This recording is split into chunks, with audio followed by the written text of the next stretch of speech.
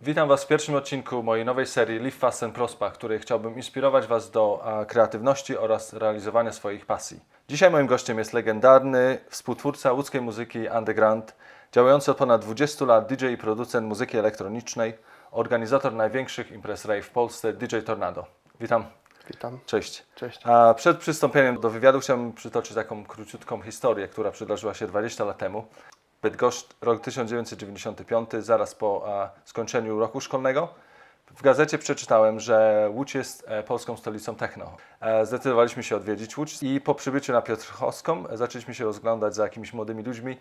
Spotkaliśmy jakąś grupę ludzi, spytaliśmy się, gdzie dzieje się jakaś impreza. Oni takim znudzonym wzrokiem, znudzonymi gestami powiedzieli tam gdzieś w podwórku, tak jakby po prostu imprezy w Łodzi działy się codziennie. Po wejściu okazało się, że to jest impreza nad gołym niebem, na podwórku pomiędzy łódzkimi kamienicami. Około 2000 ludzi prawdopodobnie tańczących, z podestami na tancerki, lasery, najlepszej jakości lasery, balony podwieszone pod sufit. Nie spodziewaliśmy się w ogóle, że to będzie taka impreza, że w Polsce odbywają się imprezy na tak wysokim poziomie. Czy możesz mi powiedzieć, czy byłeś na tej imprezie, czy co w ogóle robiłeś w tamtym czasie? Jak w ogóle to wyglądało? W tamtym czasie byłem już DJ-em, to fakt, ale jeszcze nie byłem DJ-em tak zwanej muzyki techno, ogólnie pojętej, jak to można powiedzieć. Ja w tym czasie byłem studentem Politechniki Łódzkiej, Wydziału Chemii Spożywczej i byłem DJ-em dyskotekowym. Grałem po prostu na dyskotekach techno. DJ nie grali techno w dyskotekach, Tak. także to Tak, już to był były- poziom wyżej niż gdzie indziej w Tak, to Polsce. były właśnie lata 90., kiedy Eurotechno zaczęło ewoluować właśnie w house i właśnie w to techno tak zwane. Ta impreza, ja nie pamiętam, czy na niej byłem. Faktem jest, że w Łodzi było dużo takich imprez. To nie tak, że imprezy odbywały się non-stop codziennie. Nie? Takie imprezy duże odbywały się rzadko. To był wielki dzwon, właśnie wielka impreza, wielkie wydarzenie, wszyscy się zjeżdżali. Ludzie miesiąc wcześniej już zaczęli oszczędzać pieniądze na taką imprezę. Był taki klub New Alcatraz, dzisiaj wielka legenda, bardzo często wspominana, w którym właściwie wszystko się zaczęło. I takie imprezy, owszem, były co piątek w New Alcatraz, no może nie z takim rozmachem. Owszem, lasery były, to właśnie było coś niesamowitego, że w New Alcatraz był laser, jeden z pierwszych w Polsce. No, pojemność New Alcatraz to była tak mniej więcej 700-800 osób maksymalnie wchodziło do środka. Też było bardzo dobre nagłośnienie, były podesty. No to, że akurat trafiliście na tą imprezę, to chyba to była gorączka soboty i nocy. Dokładnie. To było chyba w okolicach klubu Blue Monday. Mówisz, że grałeś wtedy w dyskotekach techno. Czy pamiętasz swój pierwszy występ w Alcatraz? Oczywiście, że pamiętam. Może zacznę od tego, jak w ogóle się zetknąłem z tą muzyką. Aha, Zanim tak. powiem, jak wyglądał pierwszy raz Aha. jako DJ techno, tak zwane, nie? Było tak, że akurat miałem wolne, więc postanowiłem po prostu zrobić sobie rekonesans po łódzkich klubach. No i ktoś mi tam powiedział, że gdzieś tam grają techno, nie? Okej, gdzie? No jak to? New Alcatraz. No dobra, nie? No to idziemy. No to poszedłem oczywiście sam, bo najpierw miałem iść ze swoimi kolegami, w których mieszkałem w akademiku w pokoju. No oni jednak postanowili się uczyć, a ja nie. Dlatego zostałem DJ-em. No i poszedłem właśnie do New Alcatraz. Akurat chyba wtedy trafiłem na imprezę, kiedy były grane Thunderdoomy. Bardzo ostre holenderskie techno. Tak. Wyszedłem stamtąd po 20 minutach, nie dałem rady. Aha. Okej, to był mój pierwszy kontakt. Nie? Ale jednak coś właśnie chyba wtedy zasiali jakieś ziarenko, bo 2 tygodnie później znowu odwiedziłem New Alcatraz i właśnie chyba trafiłem na imprezę, na której gra Amnezja. I pierwszy numer, który bardzo mi się spodobał, którego jeszcze nie bardzo wtedy rozumiałem, to był Injected with the Poison, Praga Khan. Tak. Coś w tym numerze było, mi się spodobał, ale to było tyle. No i Znałeś okej. ten numer wcześniej, czy Nie, pierwszy raz pierwszy raz dosłyszałeś słyszałem. To była dla mnie straszna sieczka wtedy, nie? aha. Ale fajna jakaś taka melodia była, ale no, wytrzymałem tym razem pół godziny, nie?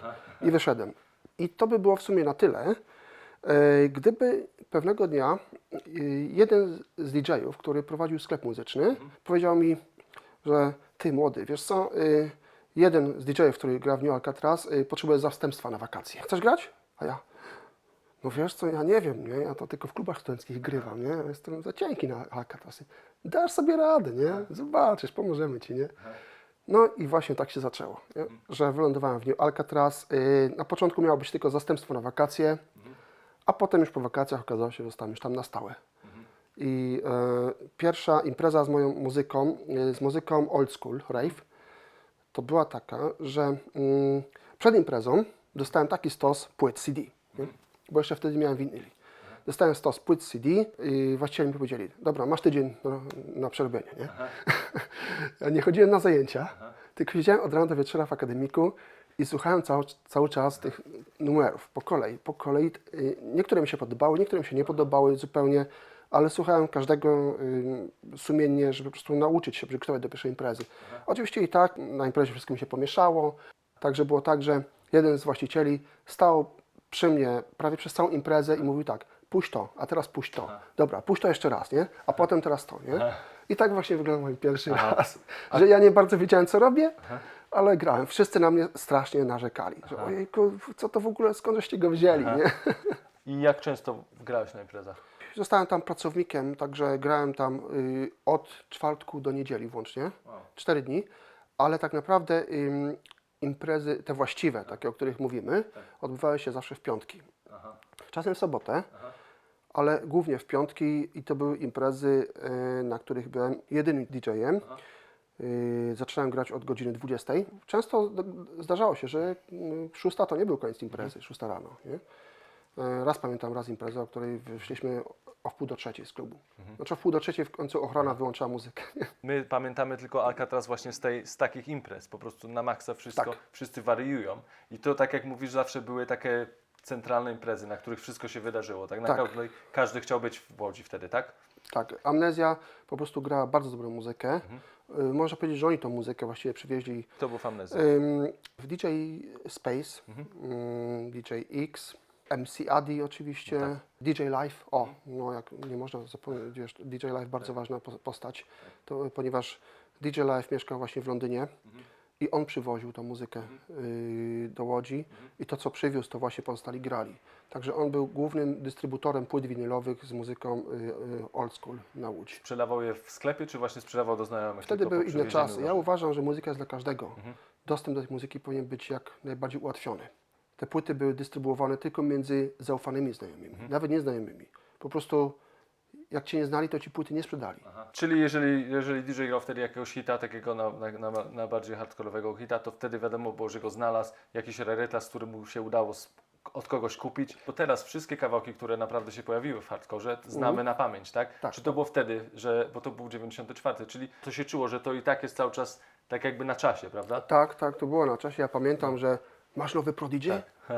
Nie mam. Tydzień temu się okazało. Dobra, już tydzień temu później miałem, nie? Tak. I znowu, masz nowe coś tam, nie? Nowy alternate i wyszło, mam, rzeczywiście, gramy dzisiaj pierwszy raz, premiera, nie? Tak. Wszystkie pieniądze, które zarabiałeś, udawało Ci tylko wydawałeś na płyty i to wszystko. Jak to wtedy Nie, wyglądało? wtedy były zupełnie inne czasy. Ja jako DJ zarabiałem wtedy bardzo dobrze. Dzisiaj DJ na przykład dostaje tam powiedzmy 300 zł za seta, załóżmy, nie? Przeciętnie tak, jaka stawka. 20 lat temu ja też dostawałem 300 zł. Studiowałeś jeszcze cały czas w tym czasie, czy zdecydowałeś się zostawić studia? Jak to się mówi, studiowałem. Wszystko, co się stało wtedy, w tych latach ukształtowało Twoje życie? Tak, wszystko co się stało wtedy to właśnie miało skutki późniejsze, co właśnie się stało. Nie?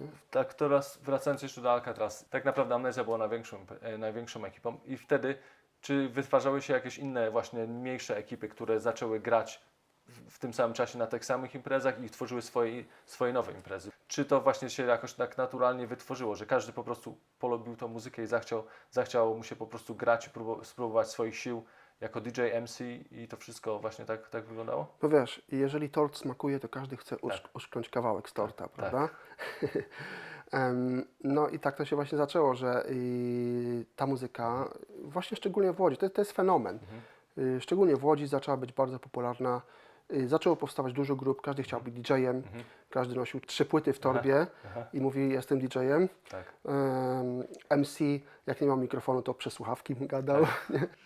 Potrafisz wytłumaczyć, dlaczego w ogóle tak się stało, że Łódź po prostu zaczęła się tak tak jakby pnąć w górę No, pod względem jakiejś rozrywki? Wytłumaczyć to jest trudno. Myślę, że po prostu w Łodzi znalazło się dużo ludzi, którzy właśnie chcieli to robić. To było takie centrum muzyczne, gdzie te wszystkie gatunki muzyczne zaczęto grać, nie tylko rave, zaczęto grać właśnie house'y, techno, właśnie już to takie prawdziwe techno, że tak powiem, holenderskie albo niemieckie. Jak długo te czasy trwały, myślisz? Od jakiego momentu do jakiego momentu? Kiedy to się skończyło? Myślę, że trwało to właśnie od 94 do 98 roku. Właśnie na jednej z imprez, że tak powiem, nawinął się pod mikrofon MC Leo. Niektórzy, który wtedy jeszcze nie był jako MC Leo, ale po prostu mówi, daj mikrofon pogadać. Nie? Dobra, no wtedy był taki czas, że Tak. masz, proszę, chcesz se gadać, nie? Tak, dokładnie. Każdy próbował swoich sił, wiadomo, no, zawsze albo wyjdzie, albo nie wyjdzie i coś z tego będzie, nie? No i okazało się, że jemu to zaczęło wychodzić, jemu też to się spodobało. No i tak zaczęliśmy właśnie występować razem. Jeszcze chciałem powiedzieć, że MC Leo to nie był mój jedyny MC. Przed MC Leo był jeszcze DJ S. Ta muzyka stała się coraz bardziej popularna, coraz więcej młodzieży słuchało tej muzyki i po prostu ludziom, którzy nie rozumieli tej muzyki, dla nich to było jakieś niepojęte techno, dzicz, że tak powiem, ta muzyka zaczęła przeszkadzać. Dodatkowo doszły narkotyki jeszcze, wiadomo, nie ukrywałem, nie, bo nie jesteśmy dziećmi, narkotyki... Doszły? Myślisz, że doszły, czy były już na początku tego? Narkotyki były zawsze. Zawsze. Nie? Tak, ale wtedy jeszcze ludzie o tym tak nie mówili, ale wiadomo, jak jeden powie, drugi powie, oj, oni tam biorą narkotyki w tym klubie i palą jakąś marihuanę, nie? No to jak ludzie nie wiedzą, o czym mówią, to im się to wydaje jakieś straszne. Nie wiadomo co tam się dzieje, jakieś obrzędy satanistyczne może, nie? I zaczęto podpisywać petycje właśnie w celu zamknięcia Alcatraz. Właściciel budynku, w którym znajdował się Alcatraz, został zmuszony przez miasto do wypowiedzenia umowy klubowi Alcatraz. No i odbyła się ostatnia impreza. Teraz tak, zamknięcie Alcatraz. Następnym jakby dużym krokiem tak naprawdę była hala sportowa, tak? To było jakby taki welcome back party, tak? Czyli zamknęliśmy Alcatraz, ale cały czas żyjemy. Robimy jeszcze większą imprezę, jeszcze w większym miejscu. Hala sportowa, 96 rok. A nam się wydawało, że wszystko prowadziło tak naprawdę do tego jednego kulminacyjnego występu do tego czasu. Czy miałeś taką świadomość? Hale sportowe były nieplanowane. Był taki moment ciszy, parę miesięcy, piętro wyżej, dosłownie nad Alcatraz.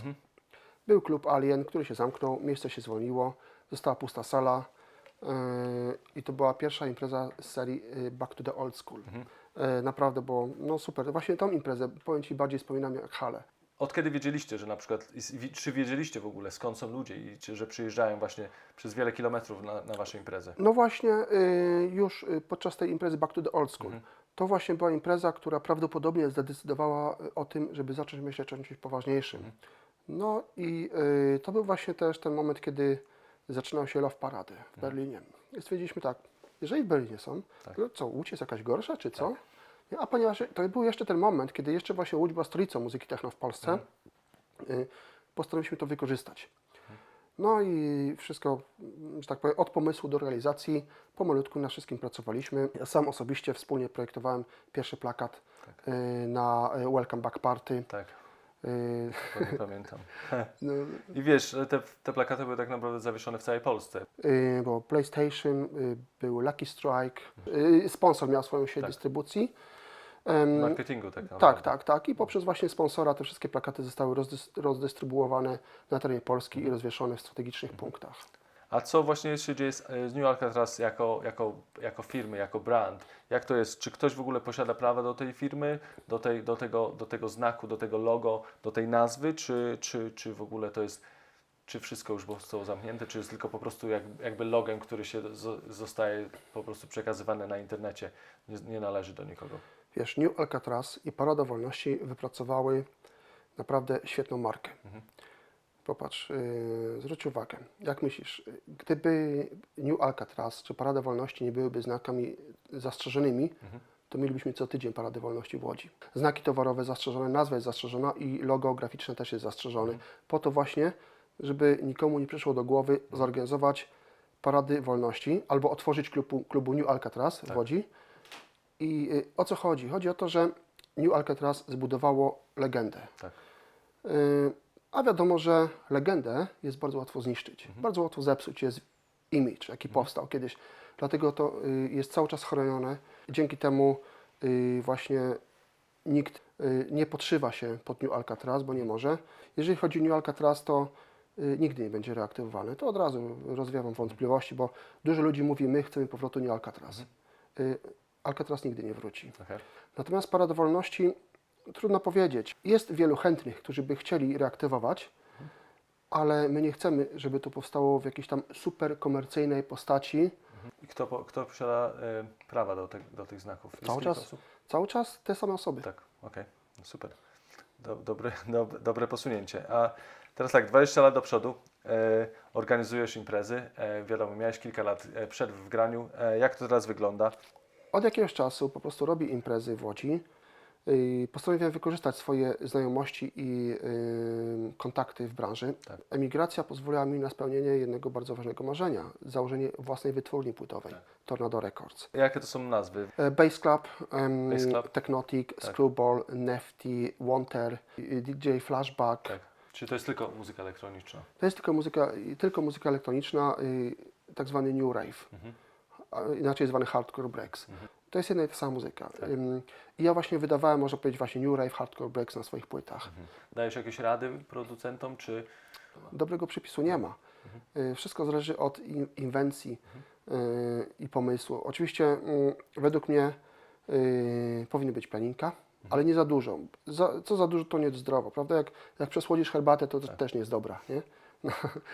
Klimat przede wszystkim. Klimat i budowanie napięcia. Czy udaje Ci się po prostu zachęcić do chodzenia na imprezy nowych słuchaczy, młodszych ludzi? Tak, po prostu ja korzystam z Facebooka. Przede wszystkim Facebook ja traktuję jako narzędzie marketingowe. Tak. Ale generalnie Facebook pozwala mi dotrzeć właśnie do rzeszy ludzi, którzy uwielbiają taki rodzaj muzyki. Tak. Widzę, że na przykład na imprezę 12 grudnia przedział wiekowy jest wyższy, średnia przedziału wiekowego jest wyższa niż na imprezę 5 lutego na Marusze. Musisz pamiętać o tym tak jakby przekroju różnej muzyki, tak? Dlatego właśnie nie skupiam się tylko na old schoolu. Akurat pierwsza impreza 12 grudzień, duża impreza, z rozmachem. 5 kolorowych laserów, specjalnie z Katowic ściągam, firma, która robi pokaz laserowy na Wielką Orkiestrę Świątecznej Pomocy. Więc to nie jest jakaś tam firma z garażu. Naprawdę bardzo silne lasery, 6W. Wyobraź sobie grę 5 laserów 6W w klubie. To będzie naprawdę masakra. I do tego tancerki profesjonalne, które będą się przebierać kilka razy w ciągu nocy. Balony też pod sufitem będą. Zakupiłem 1000 glow sticków 6-calowych, takich dużych, nie takie cieniutkie, tylko takie konkretne, duże. Każdy z tych glow sticka do ręki. I to jest na imprezę 12 grudnia. 12 grudnia. Tak, wow. tak. Impreza naprawdę z dużym rozmachem. Plus wiele tam dodatkowych atrakcji, które to konkursy mniej więcej. Konkurs na przykład na najbardziej najlepiej ubraną osobę w stylu rave. Tak. I do wygrania nie jest wejściówka jakaś, nie? Tylko po prostu normalnie gotówka. Powiedz mi, jak normalnie byś się przygotowywał do grania na imprezie? Masz jakiś rytuał? Wybierasz płyty specjalnie na okazję? Jak to wygląda? Tak, zawsze się przygotowuję do imprezy. Chociaż potem to wiadomo, że przygotujesz się, potem i tak trzeba improwizować. Tak. Bo ja jestem znany z tego, że po prostu wytwarzam klimat. Mówiąc o old schoolu i o hardkorze, myślisz, że ta muzyka ma taką pierwotną własność, przez którą ludzie na przykład wyzwalają jakieś negatywne i pozytywne emocje? Bo zauważyłem, że Twoje sety po prostu są tak jakby wesołe i się zmieniają na bardzo ciemne. Czy jest coś takiego właśnie w tej muzyce, że można to tak to przyjąć? Tak, wiesz co, zasada sinusoidy. Wszystko można matematycznie opisać. Tak. Generalnie jest tak, budowanie klimatu, napięcia i nastroju. Moje sety właśnie charakteryzują się tym, że zaczynamy wesoło, swobodnie, lekko, bawimy się, ludzie już rozochoceni, super. no to wtedy następuje moment, kiedy można troszeczkę zejść w dół, nie? Schodzimy w dół, zaczyna się być mroczno, zaczyna robić się ciężko, parkiet zaczyna się przeszedzać. I wtedy, aha, sygnał, dobra, no to już wychodzimy z powrotem z dołu i z powrotem z ciemności nastaje jasność, nie? I to się świetnie sprawdza, bo ludzie w ten sposób właśnie nawet na ten moment wyjścia z tej ciemności do jasności reagują jeszcze bardziej entuzjastycznie i z radością, niż tak jakbym cały czas grał wesoło. Bo wiesz, to jest po prostu no, tak jak w życiu, że kiedy człowiek jest wesoły, prawda, a potem zaczyna się być smutny i kiedy znowu staje się wesoły, to ta radość po smutku jest jeszcze większa niż poprzednio. Nie? Jakie masz rady dla początkujących DJ? No właśnie, zasada numer 1. DJ nie gra dla siebie, tylko gra dla ludzi. A na zakończenie powiedz jeszcze, jak można się z Tobą skontaktować? W jaki sposób DJ-e, którzy by chcieli grać na Twojej imprezie, mogą się skontaktować? Jak ludzie mogliby dowiedzieć się o tym, jak organizujesz imprezę? Najważniejsza strona hub, to jest tornadorecords.info. Tak. Z tej strony dostaniecie się na wszystkie inne podstrony. Tak, tornadorecords.info. Na Facebooku też oczywiście jestem. Tak. Jeszcze jedna historia na zakończenie. Zacząłem historią, chciałem skończyć z historią. A rok temu w listopadzie byliśmy na Waszej imprezie w Toruniu. Mam niestety smutną historię, ale to trochę związaną z Wami. Mój ojciec zmarł kilka tygodni przed Waszą imprezą i postanowiłem po prostu zorganizować mój przyjazd do Polski w tym samym czasie, bo uważałem, że pójście na Waszą imprezę po prostu pozwoli mi na oderwanie się od tego wszystkiego, co się działo i po prostu poszliśmy na tę imprezę razem ze znajomymi i bawiliśmy się tak samo jak 20 lat temu i chciałem Wam za to podziękować, że po prostu udało Wam się robić to, co kiedyś robiliście tak samo i wszyscy się naprawdę dobrze bawili. Jest to jedna z najlepszych imprez, na jakiej byłem. Dziękuję. Dzięki. O.